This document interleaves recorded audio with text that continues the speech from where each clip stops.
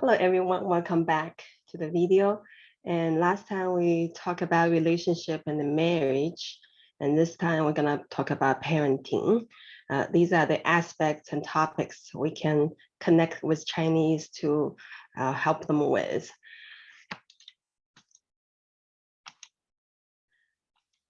Parenting, that's a big topic, and parenting is the key of parenting is to build the correct worldview and the values. And a lot of the Bible values can apply. And this is definitely a great aspect that as Christian parents, we can share our own experience with the Chinese parents and explain and try to introduce Bible to them. And for one thing, I can see the Christian type of a parenting is different from unbelievers parenting, is that because we all believe in an invisible God, the God is everywhere. He sees us even without any other people see us. So if our children accept that view, our children will behave themselves even without anybody's monitoring, anybody's guidance. So I think that's one of the biggest difference I can see. I believe there are so many. I know one thing I have discussed with American people. One of the American, he's in his college age, and he shared with me one difference he can see Christian parenting from non-Christian parenting is that when he grew up, Sunday was the day designated for family. So nobody go out to hang out with friends. Everybody stay home just to hang out with family. That actually just that simple action can make great differences. As I grew up, I remember a lot of time my dad is not home even during holiday because he's so busy doing his business and hang out with his business friends. Of course, I witnessed and experienced that suffer without the father in our life quite often. So there are a lot of differences, and I believe when you associate with Chinese mentees, they can share a lot of things with you, and your parenting skill will come to play and really bring a lot of value to their life. I'm gonna share with you some common situation in China. As a professional, as a grown-up, what I have seen or witnessed among grown-ups and the problems, many of the issues rooted from education, from how their parents taught them. So I want to share with you some of those things I have observed. In China, most parents, they focus on study well, find a good job, and then raise a family type of teaching and goals of life. So that's the things that we have heard all the time when we grow up. You need to study hard, study well, and then you can find a good job, and then you can raise your family. So that seems to be the things we should do in life, and that's the goal of life. There's nothing wrong with that itself, because China has experienced a lot of poverty in history, and then parents, they focus on that. There's nothing wrong with that. And then problem occurs when a person already achieved those things. I have a classmate, the same grade classmate, not in the same class. And he's really smart. He's in computer science, a software engineer. And when we were in our 30s, and that was back in many years ago, when we hang out and have dinner together, and he and his wife, we all have a meal together. And he said something. He said like, they said you should have a family, have a wife, and have kids. And now I have them all. So what next? he asked a simple question. It seems to be a joke, or to be something not that important. But that question really raised my attention. It feels to me that he lost the next step goal. He already achieved everything because he has a good job. He had a good job, and if he and you can see he's capable to keep that job and even go higher. And he already have a he already has a family, and for his education, and he's capable to educate his kids very well too. So what next? And it's a very interesting question. So for those, my understanding and my perception of those intelligent people, they always need some challenging goal. They have gone through their life till their 30s. They always have challenging goals. Study, um, work, and get promoted. They always have a challenging goal. But when they already achieve this type of goal, our parents told us, and what next? That's a great question. After that meal, after that, several years after that, I heard they divorced. So it's kind of interesting thing. Of course I don't know the exact reason why they divorced, but it really showed me something like this is not a single case. Actually, it's a common phenomenon in China. When people achieved greatly in their life, what next?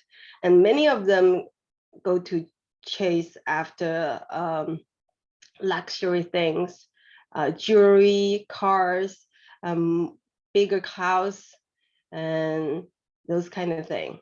And some of them go chase, like shared with you, there's a big marital problem. It's a little third, it's the mistress. Many men, when they achieve a lot, they have the ability to satisfy another woman's need. They go get another they get another wife. It's not wife, but mistress. So they kind of just go different directions because they have already achieved a lot. So what's the long-term goal? So for me, it feels like they lost a meaningful goal in life, a next step goal in life. So what's the next goal they should go after? And that's a great question. Of course, in Christian faith, we all know we always have a goal because even our life is good and we are satisfied with our own life and we can always help others. There's always something we can help on. That's our Christian life. But for non-believers, they don't have that. So yeah, if you get a chance to talk to your mentee or someone in China, and then you figure out that that's what they need a further goal, they need a higher goal in life, and you can share your Christian view with them. And the second issue is a white collar suicide. Yeah, if you search on internet, white collar suicide in China, you can find many cases. That was I heard so many cases, probably 5, 6 years ago. It's probably getting better recent years. The problem is that many white collar middle class workers in China work so hard. Pretty much the life is just between work and home, and nothing else. And and some of them don't even have time to look for a boyfriend or girlfriend, to build a family. Um, they just this kind of a lifestyle make them think, is this life? Is this all about life? Just to work and then to supply to supply for my need for life. So that's life. Just to make money so I can live and then live to make more money. So is that all? It's definitely a question. And suicide phenomenon is is getting is getting worse, because I heard back in 2019 when I went back to China, I heard from a friend and he told me that actually a lot of college students, they commit suicide. So those are all issues, but a lot of suicide, we cannot say they're just because of one reason. That I can share with you, that's the phenomenon. And the problems are always our opportunities to help them. Ethical issue, that's another one. So a lot of middle class, white collar workers like myself, we can really be put into a position to struggle between our position, our status, our income, and the moral standard. I'll give you a recent example. My brother, he lost his job during COVID-19, and he was looking for a job in the beginning of 2021. So there's a company said they're gonna hire him. They actually gave him an offer letter, and then but they asked him to travel on his own expense to a different place, a different province, different city. Asked him to see the job site first. So he did it. My brother did it. Went there on his own expense, stayed in the hotel, and paid the hotel himself too. But after he arrived there, and then he had seen the situation, it really does not show any work opportunity coming soon. It's just a startup of anything. And he couldn't see that he can start his work soon. So he stayed there for probably 3 or 4 days, and then he left. And then during that 3 and 4 days, he communicated with the HR of that company. Says, "Oh, you said you're gonna reimburse all these. How are you gonna do that?" But eventually, the company did not really show any real action. So this is just like a cheating. This is just like a trick the people, trick the potential employees. So I wonder how the HR feel. They do this for the company, and then they trick all those people. They already lost their job. They don't have money, and ask them to pay for themselves on a trip. I don't know how the HR feel. And there are more even severe cases. A famous electronic manufacturer in China, they make iPhone components, computer components. They press the employee to work so hard, and 10 hours a day. And I heard the employees have to make 4,000 make components for 4,000 computers in 10 hours. It's probably talking about a whole shift of employees. But no matter what, it's just a lot of work, a lot of long working hours. So the employees, I have witnessed that many employees, manufacturer workers, they have to leave their home and to live in a dormitory in the factory. Usually, like the dormitory is shared by probably 5 to 10 people just in one room. And then the whole year, they can only go back home one time a year during Chinese New Year, Spring Festival. So that type of a living environment, living in a dorm, away from family, and work more than 10 hours a day, probably sometimes 12 or even more, and a lot of pressure at work. That kind of a life pushed some of them commit suicide. Yeah, I wonder how this management feel when they heard this news. They helped the company to push the employees, and then eventually the employee commits suicide. That's pretty hard situation. And some of the manufacturing process actually is toxic, and that resulting in disability of many employees. That's another case. So how these white collar employees, the management, feel about the situation, that's really a dilemma.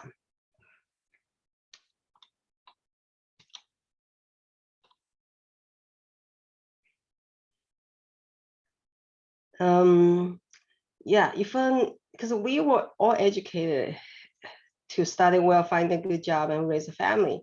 And many of us can achieve that. But after we achieve that, we still only focus on our own small family. A lot of us, we don't really care about others or any personal social responsibility. So I that would raise a question in my head. Are those good examples? Are we supposed to educate our next generation into that type of living, or that type of people? That's a good question to ask. So I heard a lot of Westerners talking about that there are a lot of things happening in China, uh, like the government is pressing certain group of people. Ask a question, why, when other Chinese people saw this kind of thing, why don't they take some action to oppose or to protect that small group of people? That's definitely a good question to ask. But as a Chinese, I know deeply why, because we were all educated just to care about our own life, our own family, and even a bigger circle would be our relatives, loved ones, friends, and colleagues. That would be it. We we were not. The whole education has not emphasized us, has not emphasized on helping others. So it's an interesting thing. And if you can really mentor a group of young Chinese mentees and help them to realize that if they are already doing great in their own life, actually there are other things they can help. They can help other people. There are a lot of things they can contribute in the society. That would be definitely significant contribution to Chinese people and to China, and of course to God's kingdom too. And through that, you can introduce our Bible value. Why volunteers such a popular phenomenon here in United States? Why we volunteer our time, our money, our resources so often? Every normal people will do that. Why is that? And you can share your view as a Christian.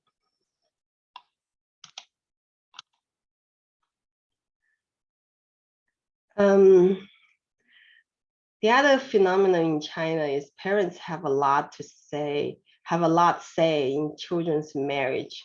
Some marital problems are caused by parents. I have a relative, and he was engaged to a girl, and the girl's parents require that girl's name to be on the ownership of the condo the boy owns. So because of the request of the girl's parents, and the boy's parents did not agree with that.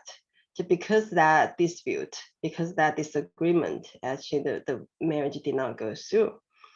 And actually the girl even tried to commit suicide. It's pretty sad. It's really sad. So all these things, that's just an example, actually in recent years, happened in people younger than me. So just one example, and parents really have a lot to say. They can decide a lot of things in their children's marriage. So is that the right thing to do? And your mentee may encounter similar issues. And the traditional wife and the mother's relationship is a problem in many marriages in China. Recent years, because the young family usually don't live with any parents, so that makes it better.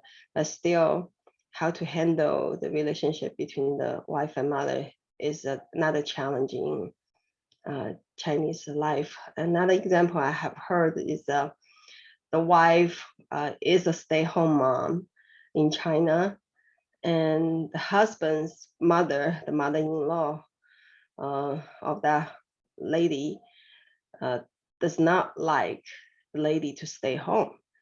Does not like the fact the lady is a stay-home mom.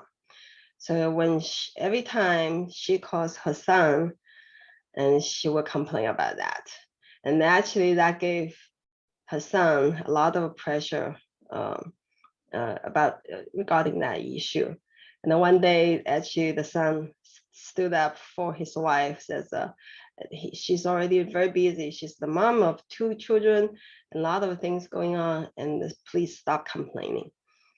So that was the example the lady shared with us, that that was a success in her life. That was a miracle in her life. Her husband finally stood up for her because of that. And that's an example. So all these personal preference between the wife and the mother-in-law can be another issue. In Bible, how does Bible teach us about marriage? Ephesians chapter 5, verse 31. For this reason, a man will leave his father and mother and be united to his wife, and the two will become one flesh. So it's very clear that the man will leave his father and mother. Leave means not just physically leave, and he should have his own discretion of what to do in his marriage. So in Bible, there are other teachings like Colossians chapter 3, 20 to 21. Chapter 3, 20 to 21. I can read that for you. Children, obey your parents in everything, for this pleases the Lord. Fathers, do not embitter your children, or they will become discouraged. So, and Ephesians chapter 6, 1 to 4. Children, obey your parents in the Lord, for this is right. Honor your father and mother, which is the first commandment with a promise, that it may go well with you and that you may enjoy long life on the earth. Fathers, do not exasperate your children. Instead, bring them up in the training and the instruction of the Lord. So all these are Bible teachings, and how we should understand all these teachings. So should we really obey our parents in everything, even when we are grown up? That's a question. And in American culture, I understand when the kids reach the age of 18, and he or she can make a lot of decisions on his own. So how you handle that, how you have a cut, this is the time from now on, you can make decisions. How you handle that situation, you can definitely share your experience with your Chinese mentee. From my understanding, probably even it cannot really, it's hard to really do a clear cut, because even the children reach the age of 18, they're still young, not knowing many things, and you still need to help them. But how to handle all these situations in parenting, so that can be something that really you can help your mentee with. And because every situation is different, it probably it's hard to provide a universal answer.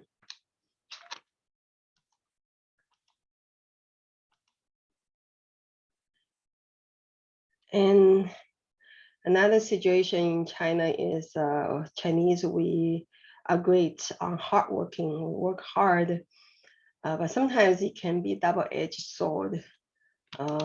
Just like an absent father and mother, they just put too much time on work, business, travel, and not really spend enough time with the children. Like the example I gave previously, the child was having problem in elementary school, acting out because he's lack of the bonding, the secure bonding with his mother.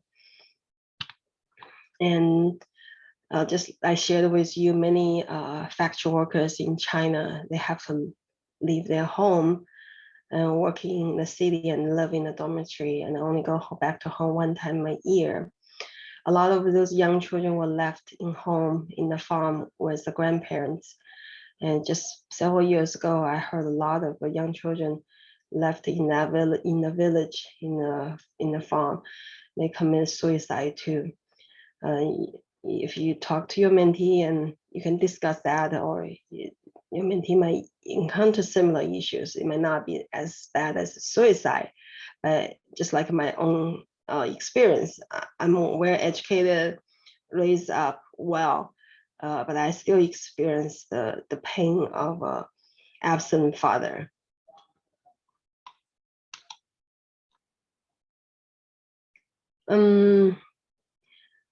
And so the other phenomenon is giant baby syndrome. The children, the adult child still feel very comfortable to ask parents to buy cars and condos. And that's a very common situation in China. Like a young couple, both parents, they contribute money for the young couple to buy a condo, buy a home, especially in big city like Shanghai. Of course, I think one reason is because the housing price in Shanghai is just too high. There's no way for a young couple to be able to afford any condo, any place. But that cannot be the excuse. But the situation goes beyond that. Some of the children, they just feel very comfortable. They ask their parents to buy luxury cars like Audi, like BMW, and it's quite crazy. Yeah. If you talk to Chinese, if you happen to be able to mentor the Chinese young professionals, you may find out the young professional, they just have a entry-level job. They may drive a BMW.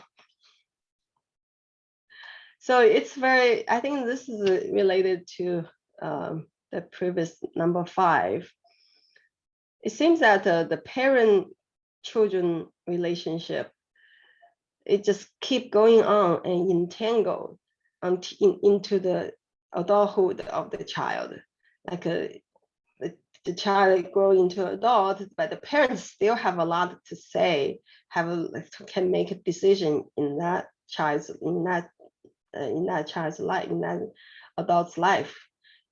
And but at the same time, the child even when he grow into adult, he still feel comfortable to ask parents to buy this, buy that.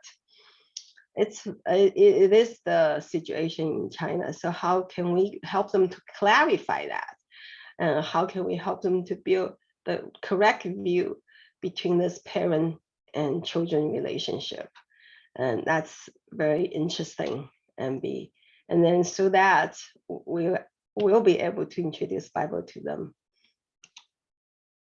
So yeah, all these situations, how that connect to Christian faith, or what's Bible teaching, what is Bible teaching regarding those, and how we handle it differently in America or in Western countries, and why is that? You share your own experience.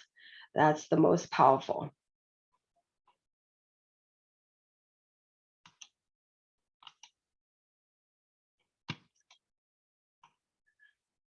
The other thing I have witnessed is young women, they put money and the status first when they're looking for a husband.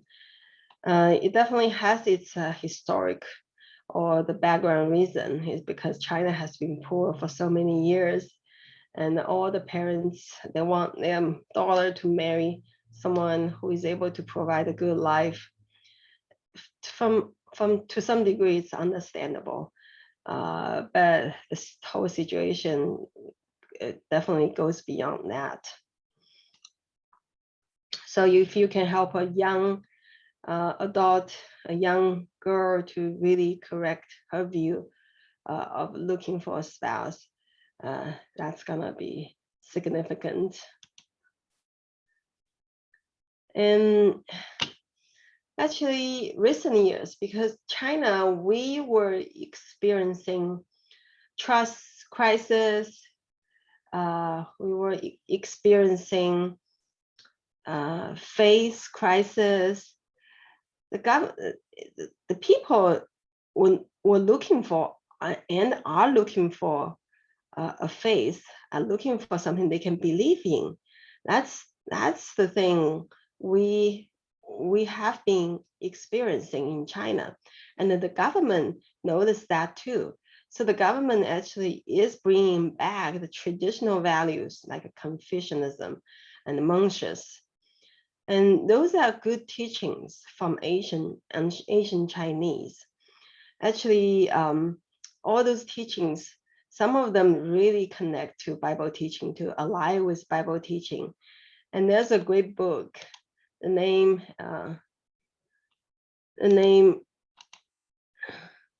is God and Chinese and Asian Chinese. God and Ancient Chinese. So this is a great book. I have read through that, and it talks a lot about how Chinese ancient wisdom is in line with God's teaching.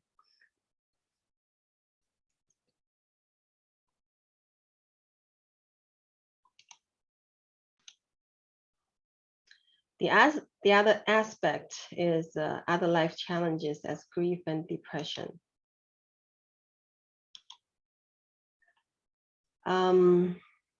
This is in United States. My understanding is that we have many support groups, even in the church or outside church, just to help people go through those difficult lifetime. So, and actually people in China, they are experiencing the same thing. And the depression and other mental health issue has been on a rise recent years. So if you, as an American mentor, you have this type of experience, and then this definitely gonna be a great opportunity for you to use that to help Chinese and to bring them to God. There should be a lot in common across both cultures. When we are talking about all these and trying to connect with Chinese in these different aspects and help them, and through the process, we're gonna introduce Bible to them. The whole thing, we should have some ground rules. I think the first is a member of a Communist Party our enemy. I understand there are views against Communist Party in the United States. And as a Christian, I ask this question,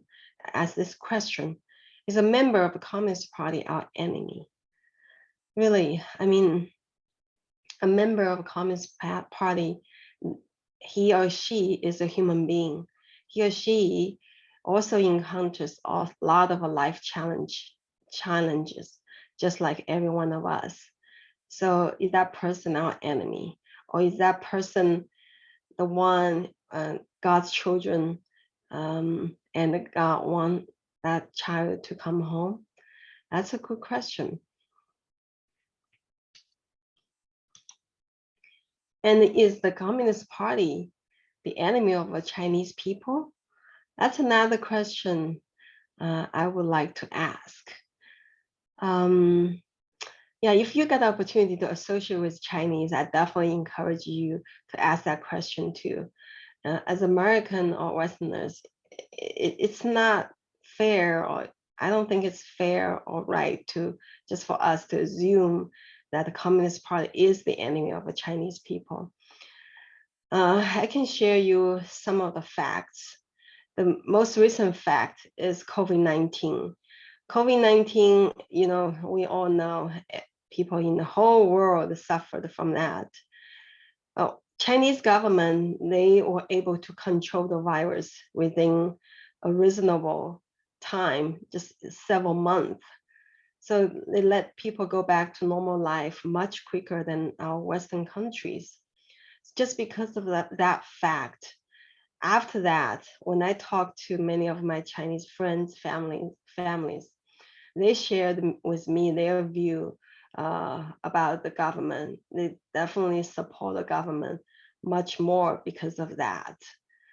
And then in recent years, Chinese government, because when in China's development phases, Chinese government first focus on the big cities and make people's living condition improve in those big cities first, and then the government enlarge enlarge attention to other area, the rural area, the farm area, the farmers. Just in recent years, I heard from my relatives that many farmers they have healthcare coverage, and they don't worry about that now. So it's really good news for people in the rural area. And my own experience as a white collar, as a middle class in China, as a middle class in United States. Now I'm in the United States. I worried more about my healthcare coverage than when I was in China. So really, so for people, how they view their government definitely heavily related to their living condition, and how the government helped with their living condition. So I would definitely encourage you to talk with your Chinese mentee about their view about the government, the system. So we should not assume anything. We should not assume that the Communist Party is the enemy of Chinese people. I think one thing as Christian we can definitely talk about is sin and unrestricted power. Because every one of us is a sinner, human being. No one is perfect, even our leaders, just like I discussed before.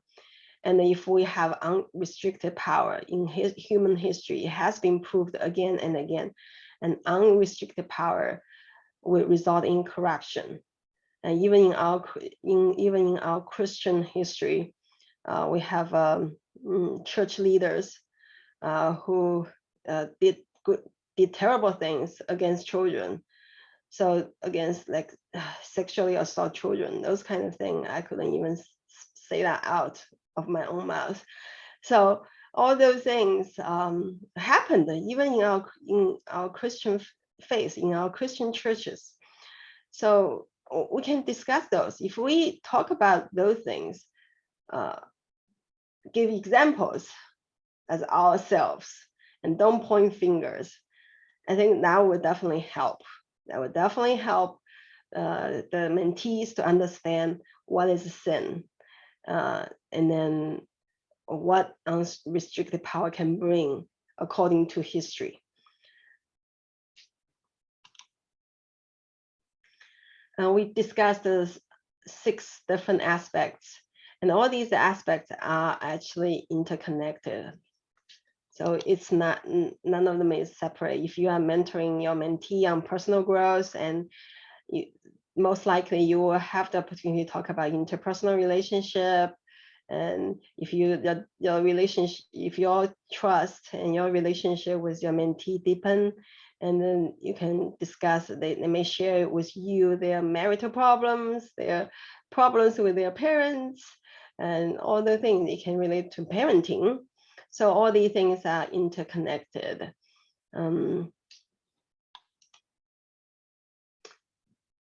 Another good question to ask is, why should I help Chinese in their professional growth or even company growth? And as I have witnessed, there are, how should I describe that? There are some dissatisfaction against Chinese people, says because Chinese is the world factory. A lot of work has been shipped to China, and then because of that, that results in a lot of unemployment here in the United States. I heard that. But what I can share with you as a Chinese, I have witnessed in China, just like I shared with you, like the factory workers in China, their living condition is horrible. I can use the word horrible to describe. They live in a dorm room, 8 or 10 people living in one room, bunk bed, only go back home one time a year for probably 2 or 3 weeks during the Chinese New Year. Don't see their family for the whole year. Their living condition is much worse than anybody here in the United States. Why the Chinese workers still do that? Because China has been so poor for so many years. That's the only way to improve their living condition. Even living like that is an improvement. So you can imagine how bad it was before. So Chinese workers, Chinese people, they are just trying to work to make money, to make a living. That's the same motivation, the same thing as everybody is doing in the United States. And the fact the wages in China is lower than United States is not decided by anybody. It just, how should I say? It's just the hand of God. It has been this way. It is this way, but nobody, no one person or no human being could decide that. So as a Christian, yeah, it's a question you can discuss with God, that why should I help Chinese? Now, what I can share with you is this story in Bible, Jonah and God. And we all know that story very well. And Jonah stayed in the belly of the fish, the whale, for 3 days, and then eventually he arrived the city of Nineveh, and then he still did not want to go in to save the people, to spread the gospel. So God created a vine, a bush over his head, and help him to make him more comfortable in that scorching sun. And the next day, the vine withered because God gave the vine a worm. So the worm chewed the tree, chewed the bushes off, and then it withered. And then Jonah was very upset over that. And God says, you did not labor, or you did not tend this bush or this vine, and you still cherish it. How do I cherish these people, 120,000 people in the city of Nineveh, who couldn't even tell their left hand from their right hand? That's a great story. Really touch my heart. Just like what I have shared with you, I share a lot of problem Chinese people are having. Not because I dislike Chinese. I just love them so much. I couldn't see they live in that condition, in that mindset any longer. Just a simple example, jealous is such a big common issue in China. But we still keep asking how much you make, how much she makes. We keep asking that question, but every time we ask that question, it actually results in I either myself feel like I'm less than that person, I'm not making as much, or and resulting in my own pride. None of that is good. But we're still doing that. I think it's no difference than that we couldn't tell our left hand from right hand. So just those things really touched my heart, that they are the people need help a lot. And China has such a big population. And because of these opportunities I just introduced to you, and as Westerners, as Americans, we have great opportunity here to help them. So previously, I understand a lot of missionary. There are a lot of missionary who had great hearts for Chinese people. They came to China and they spread gospel, and so many great missionaries. And previously, even recently, they still have to physically be in China and even need to learn to speak Chinese to do the job. And now I introduce you this opportunity that you don't have to go to China. You don't have to go to any specific place. You just stay in your own home, have a computer, have a Zoom, and be able to log in Zoom, and then you will be able to influence. And you just need to speak English. You don't need to learn to speak Chinese. So this is a great opportunity. Just stay in your home and speak English, and you can change lives. That's a great opportunity. And yes, please talk to God and see whether this is God's calling for you. So what we were trying to do is to discuss all those real life challenges with our mentees. And then through that process, we introduce what Bible say, Bible verses, what's the fact that God talk about, to our mentee and try to give them a view what Bible is about, what God is about, who God is. It's just like we look at a house from outside. Oh, this is the house. The house has a window, has door. Okay, from a non-believer Chinese. Okay, this house has a window too. This house has a door too. Okay, it seems similar to my own house. So something, give them some familiar, give them some warm feeling. So that's what we are trying to do, give them the warm feeling from outside. And then the next, we can invite them. We can invite them into the faith. One thing I want to share with you is that if you associate with any Chinese, it does not have to be a mentee, just colleague, anybody. If that person is in difficulty and you are a Christian, if you offer your prayer to that person, 99.9% of a chance that person will not say no to you. That if I'm the Chinese, I'm in difficulty, and you are the Christian, American Christian, you say, oh, can I pray for you? Most likely I will say yes. Thank you so much. Even I don't believe in God, even I don't know God, I will accept your prayer. So please feel bold to do that. And that's a great way to really show our care and who we are as Christian.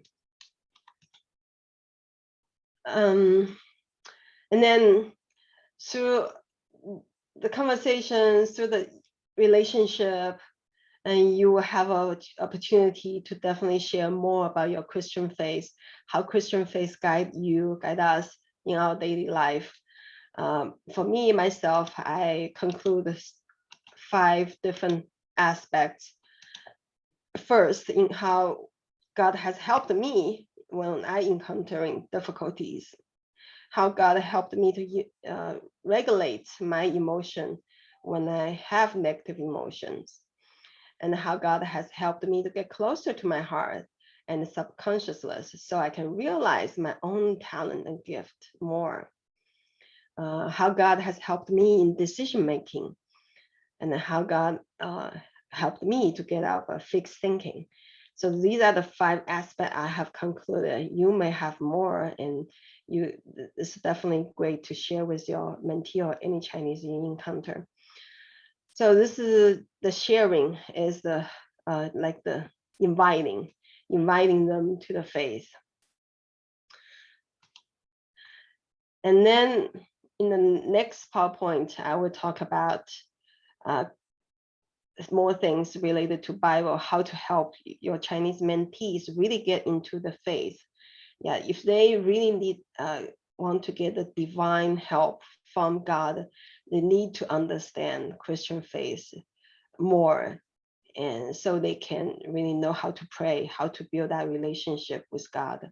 So that's just like invite them, get into the house to see the inside of the house and how the inside of the house makes sense too.